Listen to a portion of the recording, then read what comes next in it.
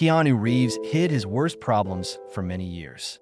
Now that his body is breaking down from doing stunts for decades, he has to make a tough decision about John Wick 5. But a more painful story is coming out from behind the scenes. The death of River Phoenix, his best friend, the death of his daughter, and the terrible accident that killed the woman he loved. Today, we'll tell you why Hollywood's nicest star has been quietly hurting the whole time. Keanu Reeves was born in Beirut, Lebanon, on September 2nd, 1964. He had an English mother named Patricia Taylor who made costumes. Born in Hawaii, Samuel Reeves was his father and a Chinese scientist. When they met, his father was working and his mother was on stage in Beirut. The name Keanu comes from Hawaiian and means cool mountain breeze. Keanu's life has been full of change from the beginning. His family moved around a lot. His parents split up when he was 2 years old. His dad left, so his mom had to raise him and his sister Kim by herself. It was hard. He saw his father go through hard times. He got into drugs, and at an airport in Hawaii, he was caught selling heroin. The last time Keanu saw him was when he was 13. That was the last time they met. His father stopped being in his life after that. His mom worked very hard to take care of the family. Her job in the entertainment business made Keanu's life creative, but it also meant that things were always changing. She got married again more than once, in a different city. Second, they went to New York and then to Toronto. There were always new places, people, and ways of life for Keanu to get used to when they moved. Toronto turned into a home away from home, but things didn't settle down even there. The second husband of his mother was a stage and film director, but they were only married for a year. She got married again, but this time to a rock. That also didn't last. She later got married to a hairdresser. Nothing stayed the same for long for Keanu as he watched his mother try to make her life safe. Going to school was another problem. In 5 years, he went to 4 different high schools. He had trouble reading because he had dyslexia. He had trouble with the way traditional school worked and was finally kicked out. But he was more interested in other things. Hockey was his way to get away. It was more than just a sport in Toronto, where Keanu Reeves grew up. It was just the way things were. He had great skill on the ice from a very young age.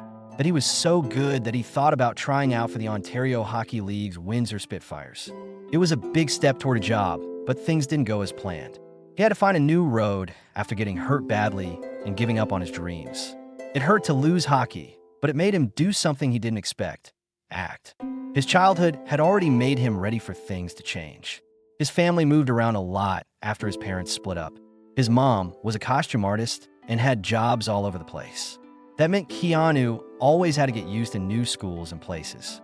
He may have learned the toughness he would need in Hollywood from having to move around so much. He made a brave choice when he was 17. He quit high school to focus on playing. Giving up hockey wasn't easy, but it was the best thing he ever did for himself. He kept the lessons he learned from hockey even after his career finished. He used all of that in his playing, including the discipline, the teamwork, and the ability to keep going even when things got tough. He also never stopped loving the game. He still plays for fun, whenever he has a chance. In 1984, he got his big break as an actor when he got a small part in the Canadian TV show Hanjin. In spite of not being a big deal, the comedy that played on CBC was a good start. At the same time, he got a job in a Coca-Cola ad, which was one of his first big roles on camera. It wasn't exciting, but it made him feel good about himself. In the same year, he worked as a reporter for the CBC youth show Going Great. He had to talk to people, tell stories, and connect with young people as part of his job. It was a different kind of show, but it helped him get better. Being on stage also had a big impact on him. He played Mercutio in Romeo and Juliet at the Leah Poslan's Theater in North York in 1985. Classical theater was hard for him, but it helped him learn more about acting. His career was taking off thanks to TV parts, commercials, and performances on stage. He even thought about changing his name during this time. He was afraid that Keanu Reeves' voice would make it harder for him to get parts. He almost gave up, but in the end, he chose to keep going. Something important was shown by that choice.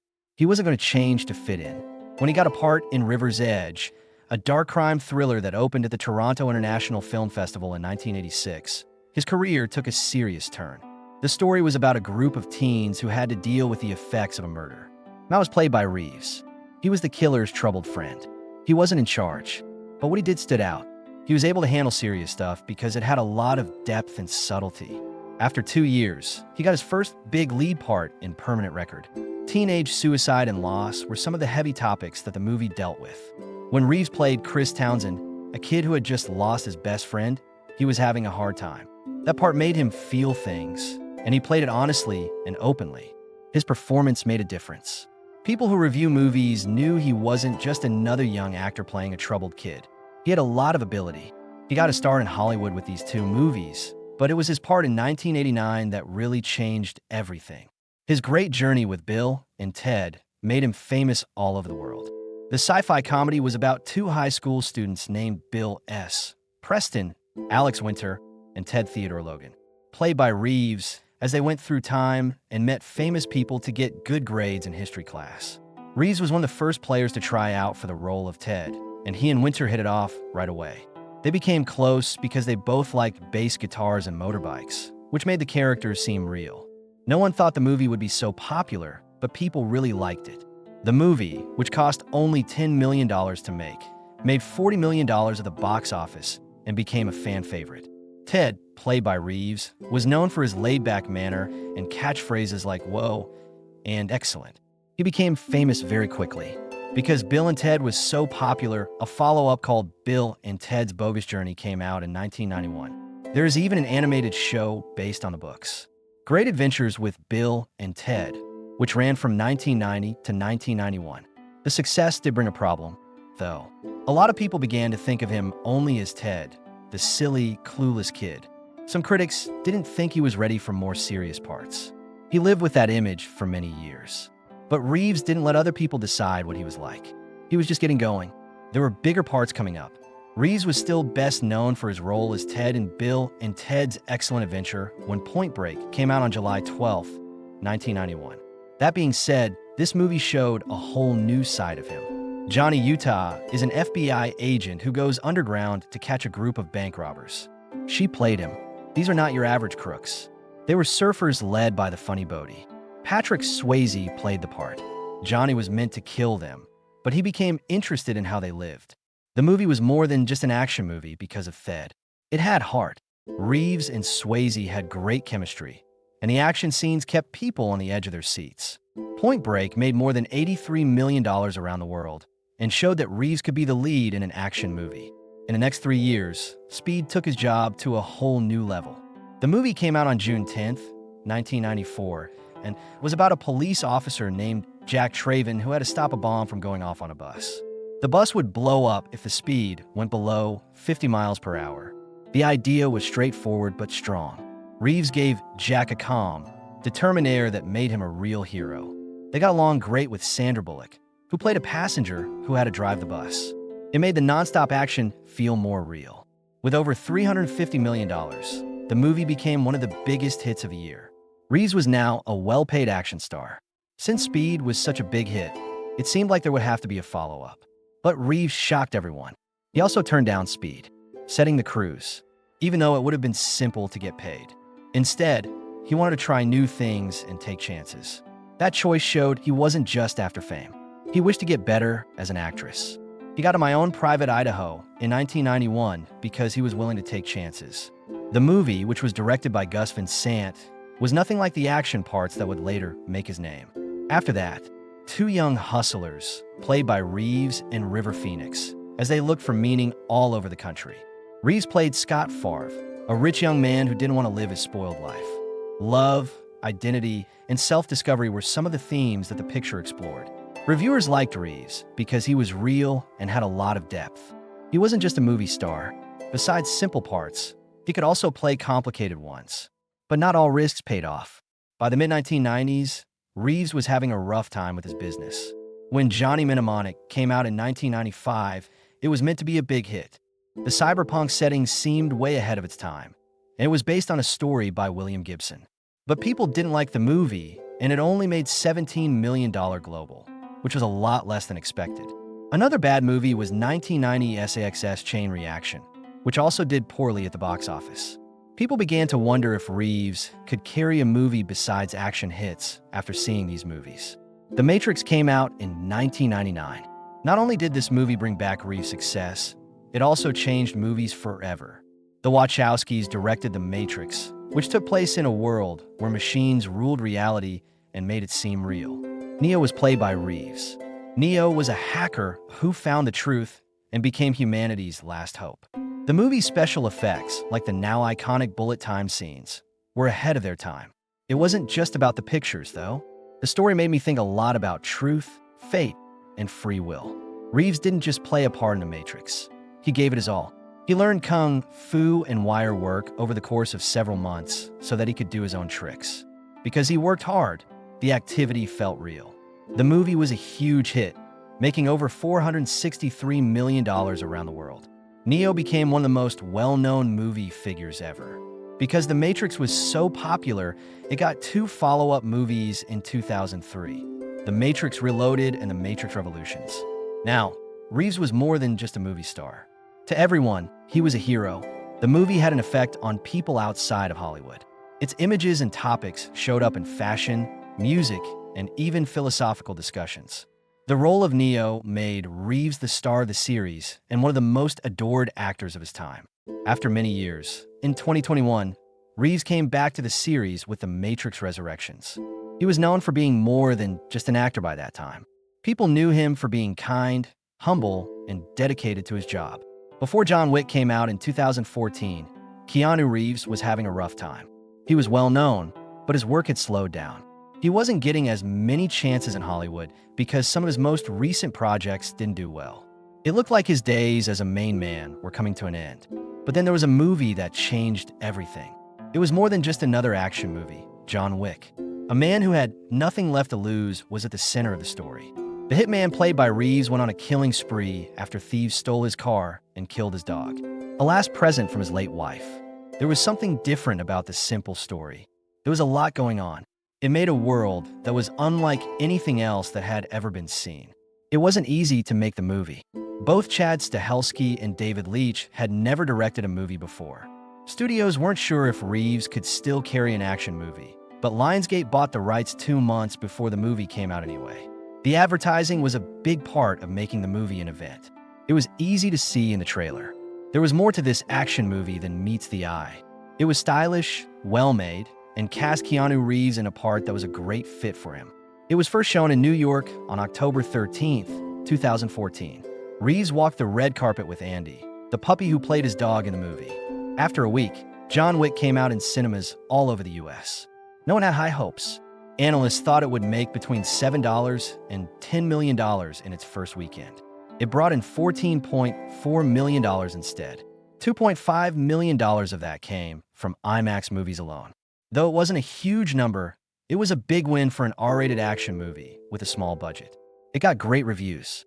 They liked the clean action scenes, the way the world was built, and Keanu Reeves' show. But it wasn't just losers. No one thought that people would connect with the movie in the way that they did. Assassins felt different from other movies in theaters because it took place in a secret world with hidden rules and codes. And Reeves gave John Wick a quiet determination that made the character stand out. Reeves got a second chance in Hollywood after the movie did well. It wasn't just a show, though. It was about the work he did behind the scenes. He worked out for months before the movie. He learned martial arts, how to use guns, and how to drive stunt cars. Because he was acting out his fight scenes, they looked real. He was able to do moves that even trained stunt performers found hard by the time they started filming. The fourth part of John Wick shows that his training went to a new level. He trained for 12 weeks, learning advanced gun skills and driving moves like high-speed slides and 180-degree spins. In all 4 movies, he did more than 90% of his own stunts. Because he worked so hard on the series, it stood out from other action movies. When Halle Berry joined the cast in John Wick, Chapter 3, she worked out just as hard. She hurt her 3 ribs while practicing for her part, but she wouldn't give up. Some of the most memorable parts of the show were her fight scenes, which showed that the actors weren't just trying to be action stars. They were really doing it. The first John Wick movie cost between $20 and $30 million to make, but made $86 million around the world. The second movie made more than twice as much, $171 million. Then John Wick, Chapter 3 came out and blew up to $326 million. It was John Wick, Chapter 4 that really shocked everyone. It made more than $440 million, which makes it one of the most successful action series of all time. For decades, Keanu Reeves has worked out hard and pushed his body to its limits. He has trained hard, done his own stunts, and taken hit after hit to bring his roles to life for movies like The Matrix and John Wick. But now that he's 60, his body is beginning to fight back. He said something in a recent interview that fans didn't expect. He still really wants to play John Wick, but his knees might not let him. He said, "Never say never. So does my heart, which tells my knees I can't do another John Wick.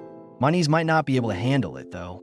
Even someone as committed as Reeves can only do so many intense fight scenes and bloody action scenes in a row. This makes me wonder a lot about what will happen with John Wick 5.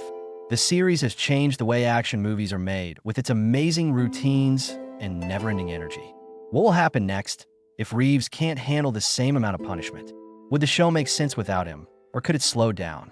He hasn't said no to anything, but it's clear that he's not sure what to do. Reeves isn't leaving the world of John Wick just yet, even though there may not be a fifth movie. He has already done an appearance in Ballerina, a spin-off movie with Ana de Armas. The movie won't come out until 2025, so Reeves will always be connected to the world he helped make. What John Wick fans are used to won't be there, but it's still something. Most people can't even begin to understand how much Keanu Reeves has lost. Behind his cool exterior is a man who has been hurt by love many times. In 1993, he lost his best friend River Phoenix to a drug accident. It was one of the worst times of his life. They became close while making the movie My Own Private Idaho in 1991. That movie showed more than just how good they were at acting. It made them feel very close to each other. River died when he was only 23 years old. River was at the West Hollywood Club Viper Room that night. It was planned for him to play with the band P, which had Flea and John Frusciante from the Red Hot Chili Peppers. River had been taking risky amounts of drugs all night, when it was supposed to be a fun and musical night. He hadn't slept in days because he had mixed heroin and coke. He began to feel sick at some point. Things got worse as the night went on. As he left the club, he passed out on the sidewalk. His body started shaking. Joaquin, his brother, called the police. It was too late when help finally got there. He was taken to Cedars-Sinai Medical Center by paramedics, but nothing could be done. It was said that he was dead at 1:51 a.m. on October 31st, 1993. Keanu was very sad. He was never the same after losing River. It wasn't just losing a friend. It was the death of a family member. He didn't talk about it very often, but when he did, it was always with a heavy heart. After 5 years, Keanu met Jennifer Syme. She worked as David Lynch's helper, and the two of them fell in love very quickly. They found out they were going to have a baby in 1999. That time should have been happy, but it turned out to be another sad part of Keanu's life. Their daughter, Ava Archer Syme Reeves, died before Christmas that year. They were broken by the loss. Their relationship started to fall apart because the sadness was too much for them to handle. They broke up in the end, but they always cared about each other. Then tragedy struck again. Jen hit a row of parked cars on Cahuenga Boulevard in Los Angeles while she was driving. She wasn't fastened to the safety belt. She was thrown out of the car by the crash and died right away. She was only 28 years old.